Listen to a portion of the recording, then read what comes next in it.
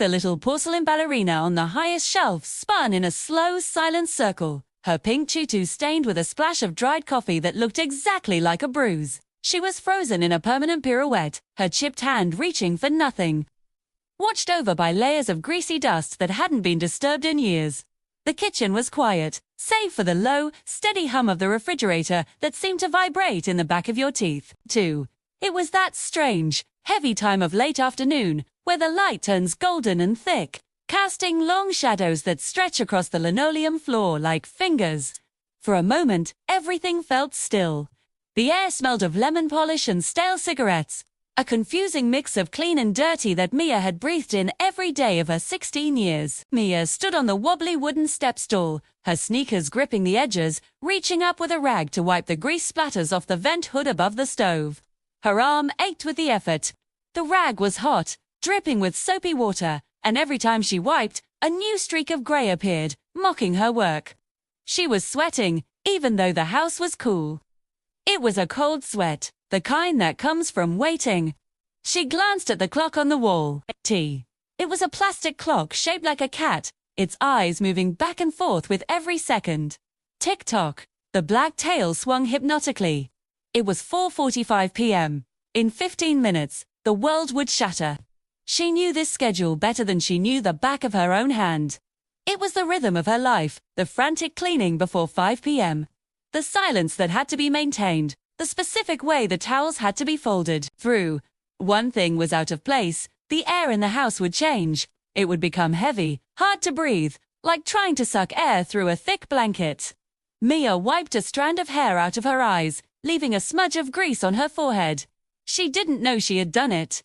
She scrubbed harder at the vent, trying to erase a spot that had been baked into the metal for a decade. All on the counter, next to the stove, sat a single, perfect peach.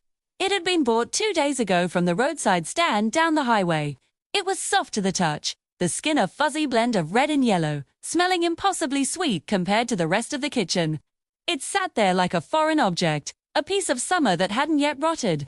Next to it was the heavy cast iron skillet, black and cold, seasoned with years of grease and fear, too. The contrast between the soft fruit and the weapon of a pan was sharp, but Mia was too used to it to notice the irony anymore. She just focused on her breathing. In, out. Don't make a sound, don't drop the rag. She thought about running sometimes. Not the running you do in gym class, but the real kind. The kind where you pack a bag and walk out the door into the dark. But where would she go? The town was 5 miles away, and she knew everyone in it. They all knew her mother. They saw the clean clothes and the polished shoes and thought everything was fine. They didn't see the hairline fractures. They did unsee that the porcelain ballerina was glued together at the waist because it had been thrown in a rage 3 years ago. Mia looked at the ballerina again. The glue was yellowed and cracked. It looked like a scar. That's how Mia felt inside, glued together, ready to break apart again at the slightest bump. The sun began to dip below the tree line outside the window over the sink. The golden light shifted to a dull orange. The shadows grew longer, reaching toward the hallway where the bedrooms were. The hallway that smelled like old carpet and closed doors. Mia finished the vent. It wasn't perfect, but it was the best she could do. She stepped down from the stool, her legs shaky from holding the tense position for so long. She folded the rag neatly and placed it on the edge of the sink. She adjusted the position of the salt shaker. It was an inch too far to the left. She moved it. Then she moved the pepper shaker to match. Tick-tock, 4:55 p.m. Her heart began to beat faster. It wasn't a flutter. It was a thud against her ribs, like a bird trapped in a cage. She could feel the pulse in her neck, throbbing in time with the cat clock's tail. She looked at the front door. It was a heavy wooden door with chipped blue paint, the brass doorknob tarnished and dull. It was the only exit. She stared at it, willing it to stay closed, and at the same time, wishing she had the courage to open it and walk through. But her feet felt like they were bolted to the floor. The fear was a physical weight, anchoring her to the spot. Outside, a car engine roared to life in the distance, then faded away. A dog barked 2 houses down. The world was going on.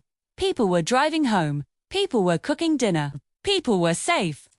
But here, in this kitchen with the stained ballerina and the peach, time was running out. Then she heard it. the sound that made her blood run cold. It wasn't a car engine yet. It was the sound of gravel crunching under tires. Slow, deliberate. The sound came from the long driveway, crunching over the stones that Mia had raked smooth that morning. She gripped the edge of the counter, her knuckles turning white. The sound stopped. Then a car door slammed. It wasn't a gentle close. It was the heavy, metallic slam of a door thrown shut with anger. The sound vibrated through the floorboards and up into Mia's shins. The front door handle turned. It didn't turn all the way, just a little wiggle. Testing then, the key slid into the lock. The metal clinking sound was louder than a gunshot in the quiet house. The lock clicked. The door pushed open, and the air pressure in the kitchen seemed to drop instantly. Mia stopped breathing. The room suddenly felt 10 degrees colder. Her mother walked in. She was a woman who used to be beautiful. You could see it in the bone structure of her face, but life had carved hard lines into her skin. She was wearing her work uniform, a dark polyester suit that smelled of retail stores and cheap perfume. She didn't say hello. She didn't look at Mia. She just stood there for a moment, her eyes scanning the room like a radar looking for a target. She dropped her keys on the small table by the door. They landed with a jingle that made Mia flinch. The mother walked into the kitchen, her heels clicking on the linoleum. She walked past Mia without even glancing at her. She went to the refrigerator, opened it, stared inside for a long time, and then slammed it shut. The magnets on the door jumped. The air in the room was electric, charged with the static of unsaid violence. Mia watched her mother's back. The shoulders were up high, tight against the neck. The hands were clenched into fists at her sides. "Did you finish the vent?" her mother asked. Her voice was flat, emotionless. It wasn't really a question. "Yes, ma'am," Mia whispered. Her voice cracked. Her mother turned around slowly. Her eyes were bloodshot, rimmed with red. She looked at the stove. She looked at the floor. She looked at the salt shaker. She reached out and picked up the peach. She held it in her hand, weighing it. She squeezed it. Just a little. Then harder. Juice ran down her wrist, sticky and sweet. It dripped onto the clean counter. "It's not clean enough," she said. She turned and threw the peach into the sink. It hit the stainless steel with a wet thud and burst open, the flesh exposed, looking raw and wounded. Mia flinched again, a reflex she couldn't control. That was the mistake. The flinch was the hairline fracture in reality. It was the sign of weakness that her mother was waiting for. The mother's eyes snapped onto Mia. "Why do you jump? I haven't even touched you." Mia looked down at her shoes. I didn't mean to." "You're guilty," her mother said, taking a step closer. "You're guilty of something. I can smell it." The smell of the peach mixed with the cheap perfume was suffocating. She wanted to back away, but there was nowhere to go. The counter was behind her, her mother in front. "The vent is dirty," her mother said, her voice rising now, trembling with the build-up of rage. "I work all day. I pay for this house. I pay for the food. And I come home to a dirty vent." She moved fast, faster than Mia expected. Her hand shot out, grabbing Mia's chin, digging her fingernails into the skin. She forced Mia's head up. Their eyes met. Mia's eyes were wide, terrified, pooling with tears. Her mother's eyes were empty, dark pools of anger that had nowhere else to go. "Look at me," the woman hissed. "Look at the mess you are." Then came the sound. Not a slap, but a punch. A closed fist to the side of the face. The world went sideways. The impact was deafening, a loud crack inside Mia's own head. She felt her teeth snap together, her tongue biting into the side of her mouth. The taste of copper exploded in her mouth blood. The force of it lifted her off her feet. She flew backward, her legs scrambling for purchase that wasn't there. She hit the edge of the stove handle with her lower back, a sharp, blinding pain that shot down her legs, and then she crumpled to the floor. The room spun, the ceiling lights were streaks of blur. The cat clock on the wall seemed to laugh at her, its tail still ticking. Tick-tock 5 p.m., exactly on time. Mia lay on the floor, curled into a ball, her hands over her head. It was a practice position.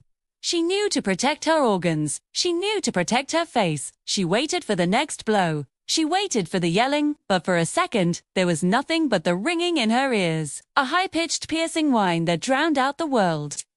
"Wipe that up," her mother said from above. Mia opened her eyes. Her vision was swimming. She saw the puddle of peach juice and blood on the floor near her face. She saw her mother's feet stepping away, walking toward the living room. Mia tried to push herself up. Her arms shook violently. She felt dizzy, sick to her stomach. She crawled toward the paper towels.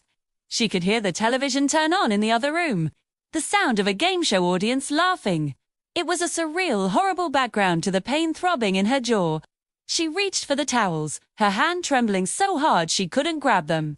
She squeezed her eyes shut, tears leaking out, hot and stinging. She wished she could disappear. She wished she could melt into the linoleum and become just another stain on the floor.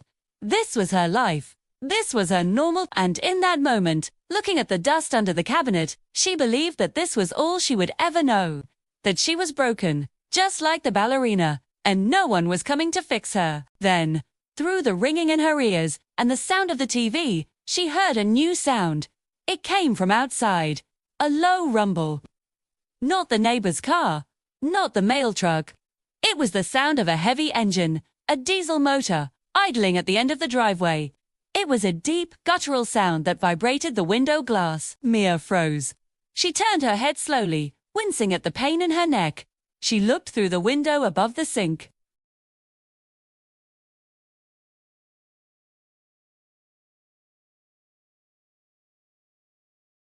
It was old, covered in mud, with a dent in the front bumper that looked like it had met a mountain goat, and won. The exhaust smoked in the cooling air. And then she saw him. He was standing on the porch. He wasn't knocking, he wasn't yelling. He was just standing there, a silhouette against the darkening sky. He was huge, broad-shouldered, wearing a heavy coat that looked like it was made of rough wool. He wore a hat that cast a shadow over his face, so she couldn't see his eyes, but she could feel him looking. He wasn't looking at the house, he was looking through the window. He was looking right at her. Mia stayed on the floor, the paper towels forgotten in her hand. Her heart hammered against her ribs, harder than when her mother came home. But this was different. It wasn't just fear, too. It was a cold spark of curiosity. The man didn't move. He just stood there, a silent giant framed by the peeling paint of the door frame. He held something in his hand, a toolbox, maybe, or just a pair of heavy gloves. He looked like part of the mountain itself, like a boulder that had rolled down and decided to stop here. The man took one step forward. Hughes' boot made no sound on the wood. He reached out, his hand large and calloused, and for a second, Mia thought he would open the screen door, but he stopped. He waited. Mia stared at the shadow on the porch. The man didn't look like a cop. He didn't look like a social worker. He looked like something else entirely. He looked like the end of something, or the beginning of something. She didn't know which. She just knew that for the first time in her life, the eyes looking at her through the glass weren't filled with anger.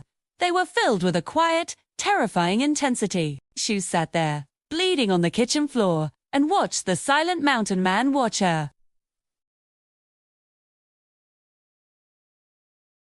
The air shifted, just a fraction.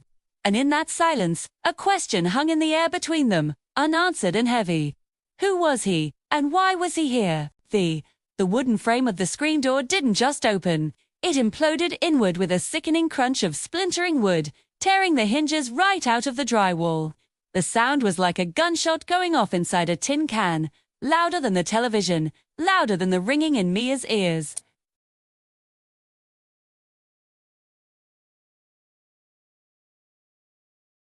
The glass face shattered, spraying shards across the clean linoleum, mixing with the blood and the peach juice in a chaotic mosaic of broken things.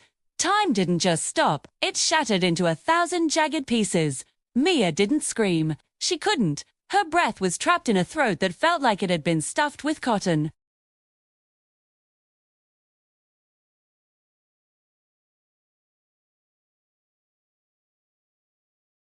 Her heart was hammering so hard against her ribs that she thought it might bruise her from the inside. She could taste the metallic temps of blood where she had bitten her tongue, sharp and salty. The figure in the doorway filled the space. He was massive. He had to duck his head just to clear the top of the doorframe. The light from the hallway was behind him, turning him into a silhouette of broad shoulders and a wide chest. But the smell hit Mia before she could even see his face. It wasn't the smell of the house. It wasn't lemon polish or stale cigarettes. It was the smell of a campfire, pine resin, wet wool, and cold rain.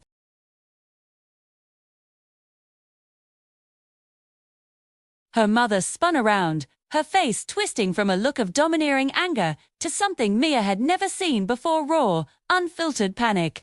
The woman backed up until she hit the kitchen table, her knuckles turning white as she gripped the edge. "Get out!" her mother screamed, but her voice cracked. It wasn't the shout of a woman in charge. It was the shriek of a cornered animal. "You can't be here! Get off my property!" The man stepped into the kitchen. His boots were heavy, caked in mud and pine needles, leaving dark, wet prints on the floor Mia had just scrubbed. He didn't look at the mother. He didn't look at the broken clock. He didn't even look at the knife rack on the counter. His eyes were fixed on Mia. They were dark, deep-set eyes under the brim of a battered felt hat. He didn't speak. He didn't have to. The air pressure dropped, and Mia found it hard to pull air into her lungs. She was trembling, a vibration that started in her bones and made her teeth chatter. Every instinct in her body was screaming to hide, to curl up into a ball and make herself small. That was the rule. Be small, be invisible. But, for the first time, the rule didn't work. The man saw her. He saw the bruise blooming on her jaw. He saw the blood on her lip. He saw the way she was pressing herself into the drywall, trying to disappear. The mother lunged for the cast iron skillet on the stove, the same heavy black pan that had sat next to the peach.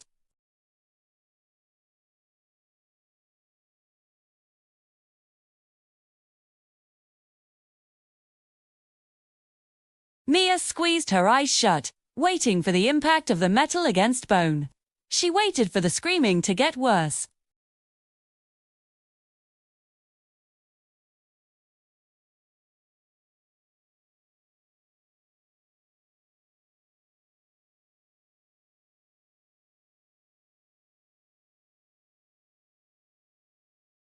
He didn't hit her. He didn't push her. He just held the arm there, suspended in the air, stopping the pan as if it were made of plastic. The mother struggled, pulling back, her feet scraping against the floor, but she couldn't move him. He was a statue. He was a mountain. He looked at the mother then, just for a second. It wasn't a look of anger. It was a look that was worse than anger. It was a look of disappointment. It was a look that said he knew exactly who she was and what she had done. The mother froze. She saw something in his face that drained the color right out of her skin. She stopped pulling. She stopped screaming.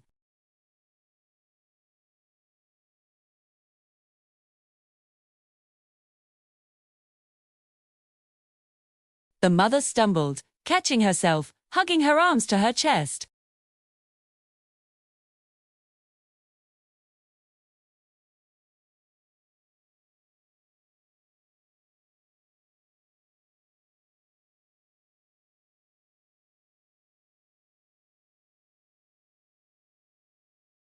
He pulled out a red handkerchief.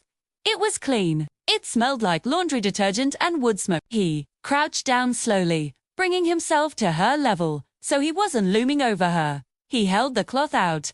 Mia looked at the cloth. Then she looked at his eyes. There was no pity in them. Pity made you feel small. This look made her feel seen. It was a sharp, piercing gaze that cut through the fear. It was hammering because she was scared of what came next.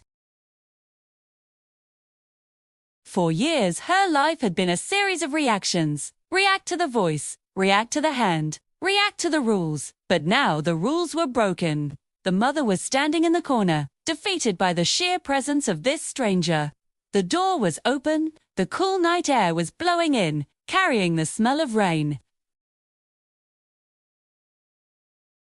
Mia looked at the mother, the woman who was supposed to protect her, the woman who had hurt her. The mother was looking at the man with pure hatred, but her body was slumped, defeated. She looked small now. Mia realized in that flash of clarity that the power her mother held was fake. It was a house of cards held together by fear, and this mountain man had just blown it over. The man reached out slowly, his gloved hand hovering near her shoulder. He didn't touch her. He was waiting. He was waiting for her to make the choice. He wasn't going to grab her and drag her out. He had broken down the door, but he wasn't going to force her across the threshold. She had to walk through it herself. Mia took a deep breath. Her ribs hurt where she had hit the stove, but the pain felt distant, muted by the adrenaline rushing through her veins. "Don't look back," he said. His voice was gravelly and low, like rocks sliding down a hillside. It wasn't unkind, but it was a command. Mia looked at the hand. It was scarred and rough. She looked at the back door, the one that led to the driveway. Then she looked at the mess on the floor, the broken clock, the blood, the shattered peach. She placed her small, bruised hand in his large gloved one. "Come on," he said softly. He turned toward the front door, pulling her with him. They walked past the mother. The woman didn't move. She didn't try to stop them. She just watched, her eyes wide, glued to the man's back. It was like she was watching a ghost. They stepped out onto the porch. The air was crisp, cooling the sweat on Mia's face. The sun had completely gone down now, and the sky was a deep, bruised purple, the color of a storm moving in. The crickets were chirping loudly in the tall grass, a chaotic rhythmic noise that sounded like freedom. There, idling in the driveway, was the truck. It was an old Chevy. The paint faded to a dull gray with rust spots on the wheel wells and a dent in the front bumper that looked like it had survived a head-on collision with a moose. The exhaust pipe puffed a rhythmic cloud of white smoke into the cold air. It didn't look like a vehicle of salvation. It looked like a workhorse. It looked battered, just like Mia. The man opened the passenger door. It creaked on hinges that needed oil. Mia stood on the running board. She hesitated for just a fraction of a second. She looked back at the house. Through the open door, she could see the kitchen light flickering. She could see the shadow of her mother standing in the middle of the ruin of her own making. Even if the known was terrible, it was safe because she knew what to expect. But then she looked at the man. He was standing by the hood of the truck, looking at the house, not at her. He was watching the windows, making sure no one came out. He was shielding her with his body. Mia climbed into the truck. The seat was vinyl and cold against her legs. It smelled of oil and old leather. She pulled her legs in and shut the door. It clicked shut with a heavy, final thud. The man walked around the front of the truck. He moved with a limp, favoring his left leg. Mia noticed. He wasn't a superhero. He was just a man who drove a beat-up truck and smelled like pine. But he was here. The engine roared, a deep guttural sound that vibrated through the seat and into Mia's bones. He let off the brake and turned the wheel. They bumped down the driveway, the gravel crunching under the tires. Mia looked out the side window. She watched the house get smaller. The light from the kitchen spilled out onto the lawn, illuminating the spot where she had fallen. It looked so small from here, it looked like a dollhouse. The nightmare inside looked tiny. Just as they were about to turn onto the main road, the streetlights flickered on. The sudden yellow light washed over the truck. Mia looked back at the house one last time. The front door was still open. But her mother wasn't standing in the doorway anymore. She was standing at the window, her face pressed against the glass, her hands flat on the pane. She wasn't looking at Mia. She was looking at the truck. She wasn't angry anymore. She was terrified. Her mother wasn't looking at the truck like it was a stranger taking her daughter away. She was looking at the truck like she was seeing a ghost from her own past. He was watching the road, his profile stoic and unmoving. He shifted gears, his hand brushing against the cracked dashboard. Who was he? He wasn't just a passerby. He wasn't a random neighbor, Thor. The way her mother had looked at him, it wasn't just fear of the unknown, it was fear of the known. It was the look of someone seeing a secret they thought was buried forever.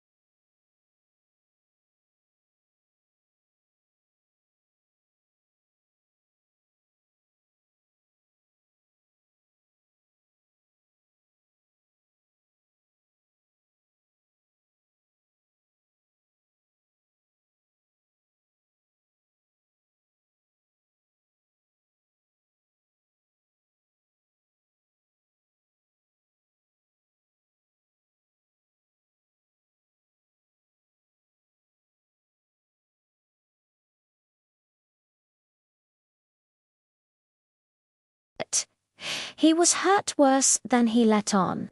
He opened her door, and the cold air hit her like a physical blow, sharp and smelling of winter. It was clean, though. It didn't smell like anger or lemon polish. It smelled of frozen dirt and evergreen trees. "Grab your bag," he said. It wasn't a command, just a statement of fact. Mia climbed down, her feet sinking immediately into the snow. She only had the backpack she had managed to snatch from the hallway floor before they ran. The cabin was a single room, rough-hewn from logs that had turned grey with age. Inside, it was barely warmer than outside, but it was dry.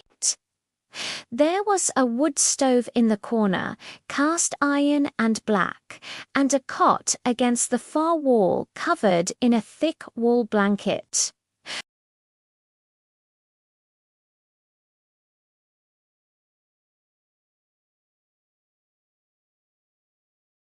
It was a Spartan existence. Not television nor radio. Just the stove, the cot, and a table with 2 chairs.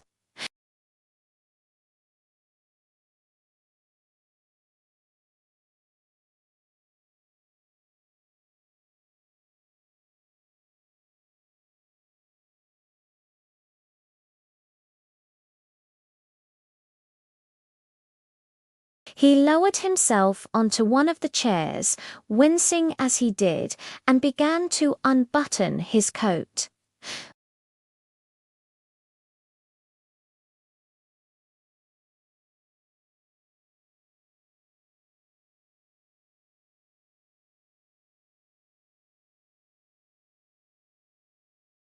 The blanket was scratchy against her hands, but it was warm.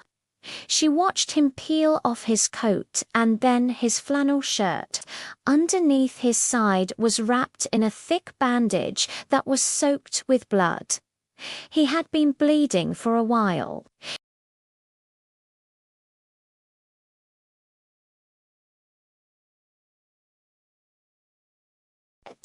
He didn't ask for help. He just bit down on a leather strap he pulled from his pocket and poured the peroxide over the wound.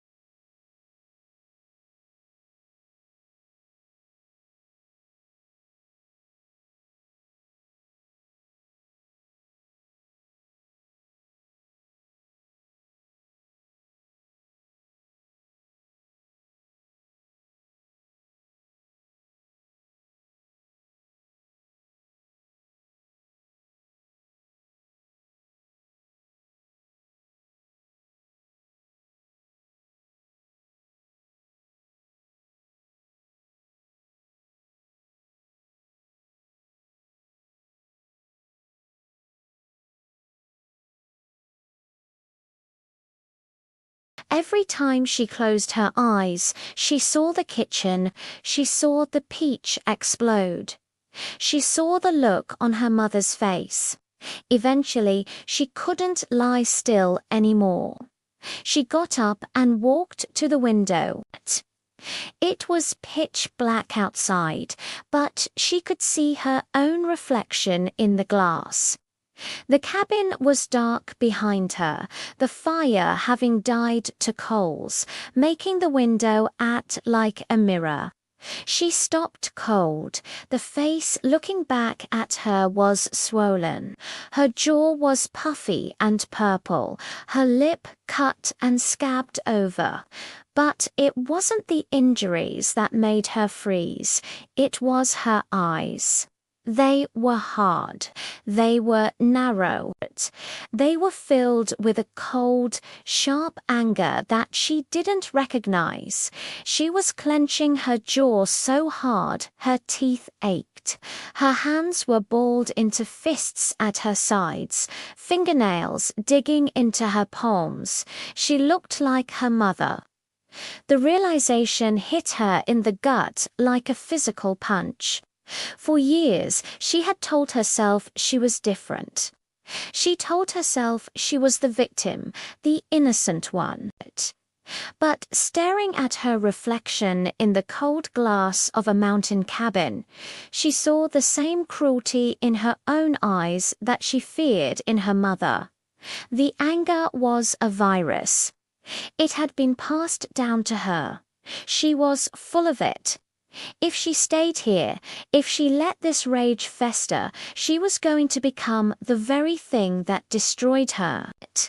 She was going to be a woman who threw porcelain ballerinas and hit children because she could unhandle her own pain. She raised a hand to the glass, tracing the line of her jaw. She wanted to break the glass. She wanted to scream. She wanted to hurt something just to let the pressure out. And then Mia realized her mother's power was a lie. She whispered to the empty room. Her mother wasn't strong. She was weak. Her mother used violence because she was terrified of her own silence. She used control because she couldn't control herself. The anger wasn't strength. It was a crutch. And looking at herself, Mia realized she didn't have to use that crutch anymore. She could put it down. It would hurt to walk without it, but she could do it. She took a deep breath, letting it out slowly, forcing her hands to unclench. The tension in her shoulders dropped an inch. She wasn't her mother. She was MIA. And she was alive. Suddenly, a sound cut through the wind. It wasn't the wind. It wasn't a tree branch falling. It was a distinct, heavy rap on the wooden door. Knock, knock. It wasn't frantic. It was precise. Calculated. Mia spun around, her heart slamming into her throat. The man was on his feet in a second, ignoring the pain in his side. He grabbed a heavy axe that was leaning against the wall near the stove. "Who is it?" Mia whispered, her voice trembling. The man didn't answer. He just shook his head once, a sharp movement telling her to be quiet. The doorknob turned. It was locked, but the mechanism was old. It rattled as someone tried to force it. Knock, knock, knock. Again, louder this time. Mia looked around the room for a place to hide under the cot, in the small closet. But the man didn't move. He stood his ground, the axe raised slightly, his feet planted shoulder-width apart. He looked like a guardian statue from an ancient time, terrifying and unmovable. "They found us," Mia whispered. Panic clawed at her throat. She knew it was her mother. She had followed them, or maybe the police. It had to be the police. The man had kidnapped her, technically. Or maybe it was something worse. Maybe the woods were full of people who wanted to hurt them. The man turned his head slightly toward her. His eyes were calm. "It's unlocked," he said. Mia stared at him. "What?" "The lock," he said, his voice low and gravelly. "It's broken. You have to hold the handle." He was inviting whoever was outside in, or maybe he was just accepting the inevitable. He stepped back just a fraction of an inch, widening his stance, ready to swing the axe if he had to. Mia looked at the door, then back at him. He was hurt. If it was the police, or if it was a group of men, he couldn't protect her. Not like this. She looked at the heavy iron skillet sitting on the wood stove, the Castian one that the man had brought in from the truck. It was heavy. It was a weapon. Her eyes drifted from the axe to the skillet. If he went down, she was next. The mirror moment flashed in her mind, seeing her mother's face in her own. Was she going to cower, or was she going to fight? Not with anger, but with the determination to survive. She took a step toward the stove. Her hand hovered over the handle of the pan. The metal was cold. The door stopped rattling. Silence filled the cabin, heavy and suffocating. The wind outside seemed to pause. Then the door pushed open. The wood was warped from the snow, and it stuck for a second before popping free. A gust of freezing wind swirled into the room, blowing ash from the stove and making the kerosene lamp flicker wildly. A silhouette filled the doorway. It wasn't her mother. The figure was too tall, too broad. Mia squinted against the bright light of a flashlight beam that cut through the darkness. The beam swept across the room, hitting the man, then landing on Mia. She shielded her eyes. The figure stepped inside. It was a man wearing a uniform. A badge glinted on his chest. It was the sheriff. But he wasn't looking at the man with the axe. He was looking past him, his face pale, sweat beading on his forehead despite the freezing cold. "Sheriff," the mountain man said, lowering the axe slightly, "you shouldn't be here in this storm." The sheriff didn't answer. He walked into the room, his boots heavy on the wooden floor. He was breathing hard, like he had run up the mountain. He looked terrified. He reached for his gun, but his hand was shaking. He didn't draw it. He just kept his hand on the holster. "I didn't want to come," the sheriff said, his voice cracking. He looked at Mia, a look of profound pity in his eyes. "But she made me." Mia felt the blood drain from her face. Before the sheriff could answer, a second shadow moved in the doorway behind him. It was smaller, slighter. The flashlight beam hit a yellow raincoat, slick and wet with melting snow. The figure in the yellow raincoat stepped into the light. They were wearing a hat pulled low, and a scarf covered their face. They stood there, silent, blocking the only exit. The mountain man tensed, raising the axe again, staring at the yellow coat. Mia stood by the stove, her hand gripping the cold iron handle of the skillet. The wind howled, and the door creaked open wider, revealing the dark, endless trees and the person standing between them and the world. Write Part 4 in 1400 words, without heading in simple English words in a separate document. It should be interesting. And every part should be engaging so the audience doesn't get bored. Also, keep the wording simple and natural tone. Also, make the script human-centric and don't give feel of AI generated. Also, don't create violated content which can affect YouTube policy. Also, don't use names like Marcus, Sarah, Emma, Jamal, etc. Simple, clear English USA audience focused male voice, friendly wording, smooth flow. No robotic lines, curiosity kept till end. Silas was fast, but he was hurt. He tried to parry the swing with the handle of the axe, but the iron rod glanced off the wood and smashed into his shoulder. He grunted, a sound of pure pain, and stumbled back, his leg giving out. He hit the floor hard, the axe sliding out of his reach and clattering against the stones of the fireplace. The silence that followed was deafening. The wind outside howled, filling the void left by the violence.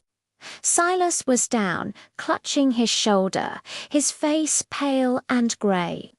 The sheriff stood frozen, his hand finally on his gun, but he wasn't raising it. He was looking at Silas on the floor, and he looked afraid. The mother turned slowly. She looked at Mia. The yellow raincoat seemed to glow in the dim light of the dying fire. She smiled, but it wasn't a happy smile. It was the smile of someone who had one. "See," she whispered, stepping over Silas's legs. "He can't protect you. No one can. Come home, Mia. Come home and clean up the mess you made." Mia looked at the skillet on the stove. It was within reach. It was heavy. But she also looked at the lye soap on the shelf. The outline had mentioned it. A jar of harsh white crystals used for cleaning clothes. It was sitting right next to the box of wooden matches. A calmness settled over Mia. It wasn't the numbness of fear. It was the clarity of survival. She realized that her silence, her ability to be quiet, to hide, to disappear, had always been treated as a weakness. Her mother hated her silence because it wasn't submission. But here, in the dark, with the fire dying and the shadows stretching long, silence was a weapon. Silence was invisibility. The mother took another step forward, raising the poker again. She was going to hit Silas, or maybe she was going to hit Mia. It didn't matter. The violence was the only language she spoke. The sheriff's wristwatch ticked loudly in the quiet room. Tick-tock. It was 12:05 a.m. The old year was dead. The new one was just beginning. Mia moved. She didn't scream. She didn't announce herself. She moved like smoke. She grabbed the heavy jar of lye, but she didn't throw it. Instead, she used her foot. She kicked the leg of the table where the sheriff had set his flashlight. The flashlight spun and hit the floor. Switching off, darkness swallowed the room. The mother gasped.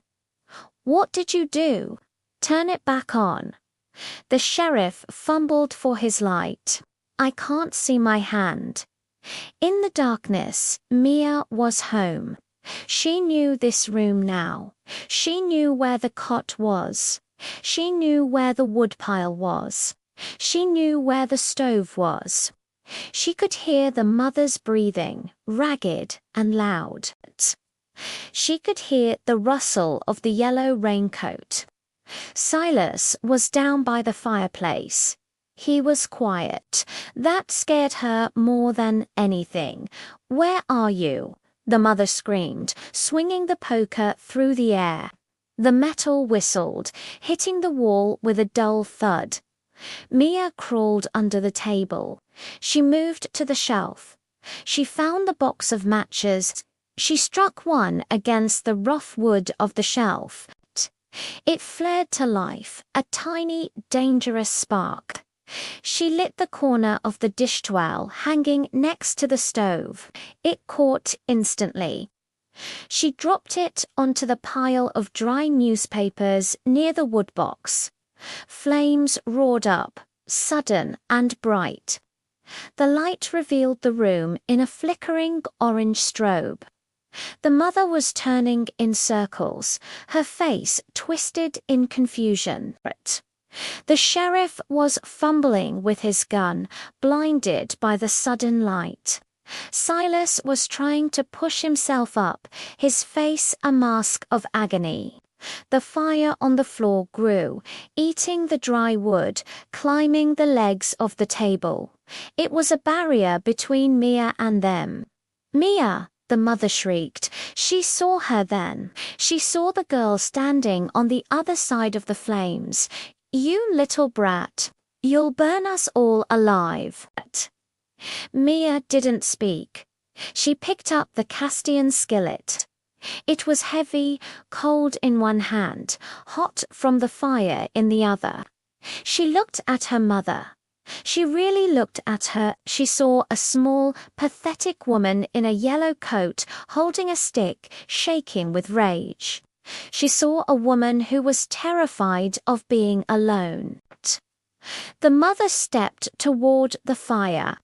She didn't care about the flames. She wanted to hurt something.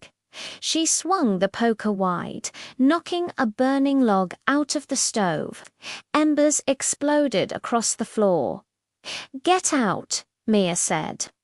The words were quiet, but they carried over the crackle of the fire. The mother paused. "What? Get out," Mia said again, louder this time. She stepped over the burning newspapers. The heat singed her shoes, but she didn't stop. She wasn't hiding anymore. She wasn't the victim in the corner. She was the fire. The sheriff raised his gun. "Stop right there, Mia." Mia ignored him.